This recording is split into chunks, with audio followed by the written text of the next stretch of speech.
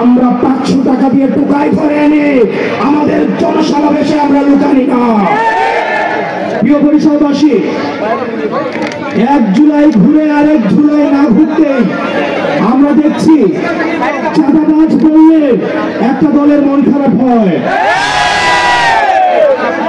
আমরা যখন বলি, আমরা যখন আগে ভোট চোর বলতাম, তখন একটা দল মাইন্ড করতো। এখন যখন আমরা চাঁদাবাজ বলি, টেন্ডারবাজ বলি, একটা দলের গায়ে লাগে।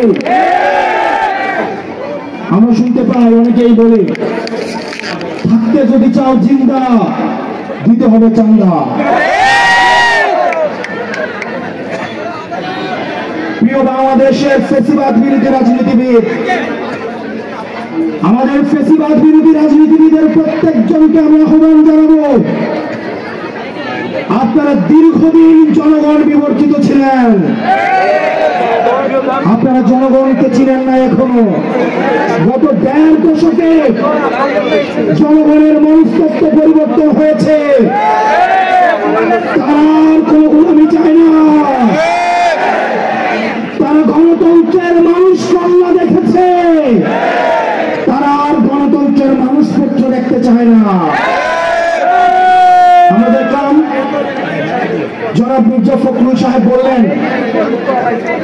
যদি তারেক জিয়াকে নিয়ে কোনো কথা বলা হয়, যদি বিএনপিকে নিয়ে কোনো কথা বলা হয়, এটা নাকি গণতন্ত্রের জন্য হুমকি স্বরূপ।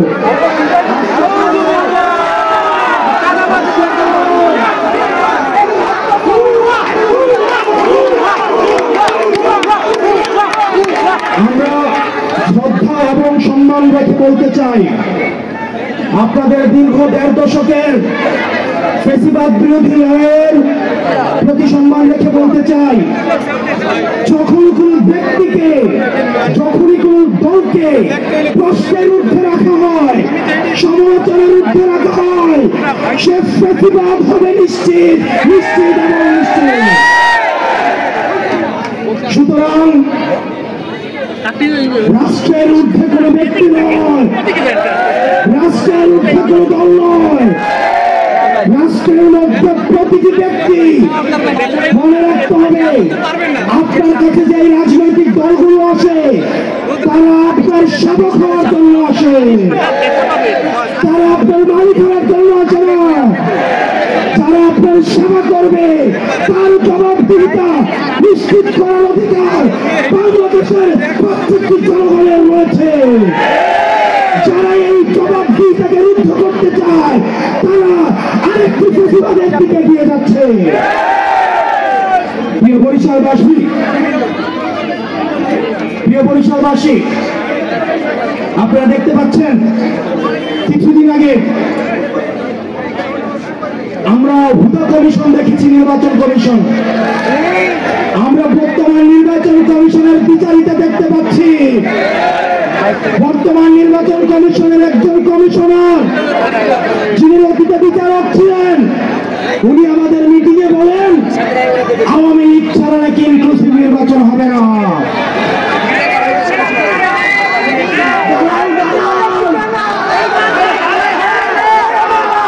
আমরা দেখতে পাচ্ছি ভারত থেকে বলছে ইনক্লুসিভ নির্বাচন প্রয়োজন, ক্যান্টনমেন্ট থেকে বলছে ইনক্লুসিভ নির্বাচন প্রয়োজন, অনেক রাজনৈতিক দল বলছে ইনক্লুসিভ নির্বাচন প্রয়োজন, নির্বাচন কমিশন বলছে ইনক্লুসিভ নির্বাচন প্রয়োজন। আমরা রাজনৈতিক দলগুলোকে প্রশ্ন রাখতে চাই, বিএনপিকে প্রশ্ন করতে চাই, আপনাদেরকে যখন নির্বাচনের বাইরে রেখে নির্বাচন করেছিল, তখন নির্বাচনের বয়ান কোথায় ছিল? আমরা বিদেশকে প্রশ্ন করতে চাই, বিএনপিকে যখন ক্ষমতার বাইরে রেখে, নির্বাচনের বাইরে রেখে নির্বাচন করেছিল, তখন ইনক্লুসিভ নির্বাচন কোথায় ছিল? নির্বাচন কমিশন ভুলে যাবেন না, শহীদের রক্তের উপরে দাঁড়িয়ে আপনি নির্বাচন কমিশন গঠন করেছেন। আপনি যদি ইনক্লুসিভ নির্বাচন আওয়ামী লীগকে মিল করে থাকেন, হাসিনা গেছে যে পথে আপনারাও যাবেন সে পথে। আমরা দেখছি নির্বাচন কমিশনের আরতিচারিতা, সিম্বল অফ ফ্যাসিজম। নৌকাকে তারা আবার প্রতীক হিসাবে তালিকাভুক্ত করেছে। এই নির্বাচন কমিশনের রিমোট কন্ট্রোল কি ভারতের থেকে নিয়ন্ত্রিত হয়? এই নির্বাচন কমিশনের রিমোট কন্ট্রোল কি সেনাবাহিনী থেকে নিয়ন্ত্রণ হয়? অনীতি বিলম্বে এই সিম্বল অফ ফ্যাসিজম নৌকাকে তালিকাভুক্ত থেকে বাদ দিতে হবে। আমরা নির্বাচন কমিশনের আরতিচারিতা দেখছি। আইনগত কোন জটিলতা না থাকা সত্ত্বেও শুধুমাত্র একজন নির্বাচন কমিশনার বিরোধিতার কারণে সবটাকে প্রতীক হিসাবে বরাদ্দ দিতে গড়িমসি করছে। প্রিয় বরিশালবাসী, নির্বাচন কমিশনের আরো কিছু রয়েছে। আমরা বলেছিলাম যারা নির্বাচনে অংশগ্রহণ করবে তাদেরকে অবশ্যই সশরীরে এসে আমাদের নির্বাচনী হলফনামা জমা দিতে হবে। কিন্তু আমরা দেখতে পাচ্ছি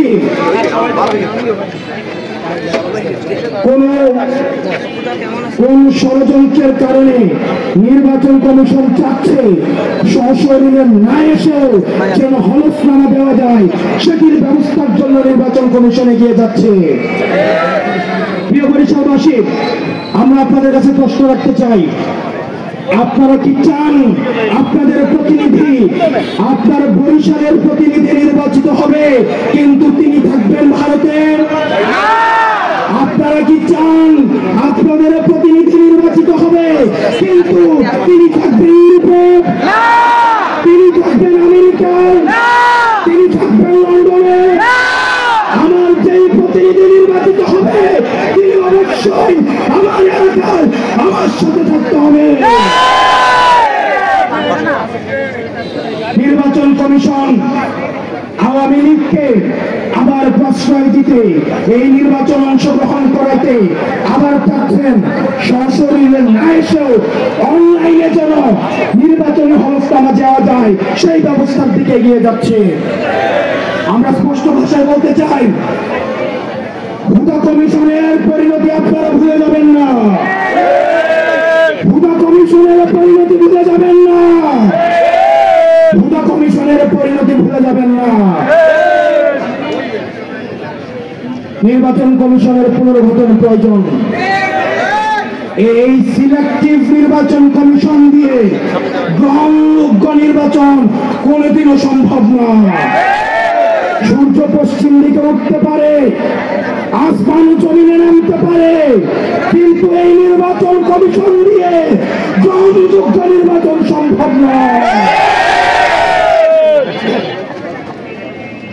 এই নির্বাচন কমিশনকে বলতে চাই, আপনারা যদি আমাদের রেজিস্ট্রেশন এবং সাতটা প্রতীক নিয়ে গড়িমসি করেন, আমরা রাজনৈতিক ভাবে সেটি মোকাবেলা করব। আমরা 500 টাকা দিয়ে টোকাই করে এনে আমাদের জনসমাবেশে আমরা লুকানি না। আমরা 200 টাকা দিয়ে 500 টাকা দিয়ে আমরা চাঁদাবাজদের টাকা নিয়ে আমরা টোকাই দিয়ে আমরা কোন জনসমাবেশ করি না। আমাদের এই জনসমাবেশে যারা আসে প্রত্যেকে নিজ থেকে এনসিপি কে ভালোবেসে এই অভ্যুত্থানকে ধারণ করে সংস্কার এবং বিচারের পক্ষে মা বোন থেকে শুরু করে আলেম ওলামা থেকে শুরু করে সনাতন ধর্ম থেকে শুরু করে আহত এবং শহীদ পরিবারের সবাই স্বতঃস্ফূর্তভাবে বাংলাদেশ পন্থীরাই অংশগ্রহণ করে। প্রিয় বরিশালবাসী, আমাদের দীর্ঘ লড়াইয়ের জন্য প্রস্তুতি নিতে হবে, আমাদের প্রয়োজনে জেলে যেতে হবে, আবার এই জালিম নতুন করে যদি কোনো জালিম তৈরি হয় সেটিকে মোকাবেলার প্রস্তুতি নিতে হবে। আমাদের উত্থান সংকট থেকে আমাদের উত্থান যাদের উত্থান সংকট থেকে তাদেরকে সংকটের ভয় দেখাবেন না। আমরা কোন ক্যান্টনমেন্ট থেকে তৈরি হওয়া দল না। আমাদের উত্থান সংকট থেকে সংকট মোকাবেলা করে সংগ্রাম করে আমরা আমাদের লক্ষ্যে পৌঁছাবো ইনশাআল্লাহ। প্রিয় বৈশাখবাসী, আপনারা ভালো থাকবেন, সুস্থ থাকবেন, কোনো ভয়ভীতি আপনারা পাড়ায় পাড়ায় ওয়ার্ডে ওয়ার্ডে আপনারা এনসিপির কমিটি করে তুলুন। আপনাদের এনসিপির সাংগঠনিক বিস্তার আপনারা তৈরি করুন।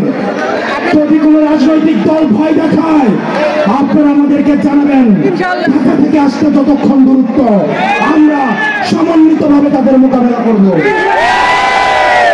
আমার এনসিপির একটা নেতা কর্মীর দিকে কেউ যদি চোখ তুলে তাকায়, আমার এনসিপির একটা নেতা কর্মীর গায়ে যদি কেউ হাত তুলে, কাউকে যদি বিচার বহির্ভূত কোনো অন্যায়ের স্বীকার করা হয়, আমাদের গায়ে শ্বাস শক্ত বিন্দু দিয়ে আমরা সেটি লড়াই করে যাব। প্রিয় বরিশালবাসী, আপনারা ভালো থাকবেন, সুস্থ থাকবেন, দীর্ঘ লড়াইয়ের প্রস্তুতি গ্রহণ করুন। আমরা জেলে যাব, ফাঁসি আমাদের গায়ে রাখতে পারে, আমরা ফাঁসিটাও তুলতে পারি, কিন্তু এই বাংলাদেশকে আমরা বিক্রি করতে দিব না। ইনকিলাব ইনকিলাব।